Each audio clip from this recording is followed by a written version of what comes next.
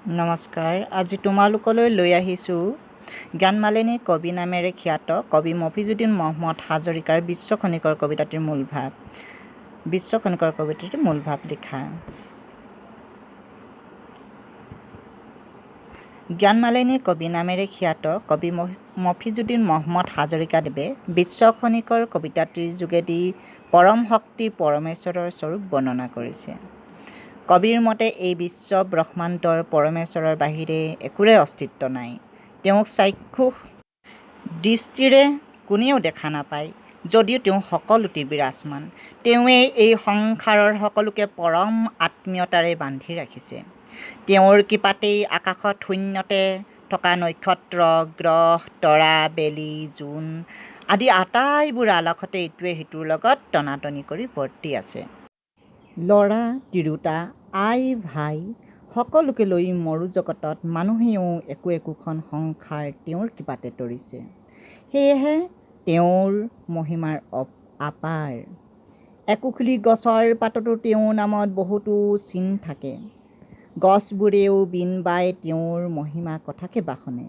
তেওঁ সকলোতে বিৰাজমান, কিন্তু তেওঁ কোনেও দেখা নাপায়, কাৰণ তেওঁ মায়াৰ উৰণিৰে মুখ ঢাকি থাকে।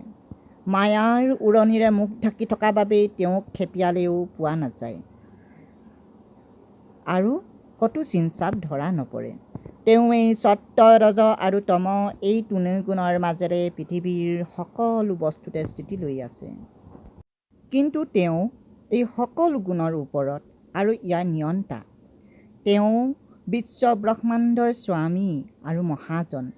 সেয়ে যেনিয়ে আমাৰ চকু যায়, সকলোতে তেওঁৰ দয়া মৰম বৰষা দেখা পাওঁ। তেওঁৰ কৃপাতে কুঁহি গজালি এটিও শেষত এজোপা প্ৰকাণ্ড গছত পৰিণত হয়।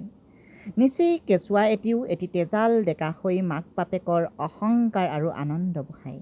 সেয়েহে কবিয়ে কৈছে, তেওঁৱেই মানি, তেওঁৱেই মান, তেওঁৱেই দানী, তেওঁৱেই দান, তেওঁৱেই কাম কৰ্মী, খেতিয়ক, জ্ঞানী জ্ঞান তীক্ষ্ণ, ধৰ্ম ধৰ্মী, বুদ্ধিয়ক, পানী মা, যোগী তপস্বী, বাজিকৰ, ধনী ধন, গুমুষ্টা, মহাজন, কাৰিকৰ, অৰ্থাৎ তেওঁৱেই সকলো।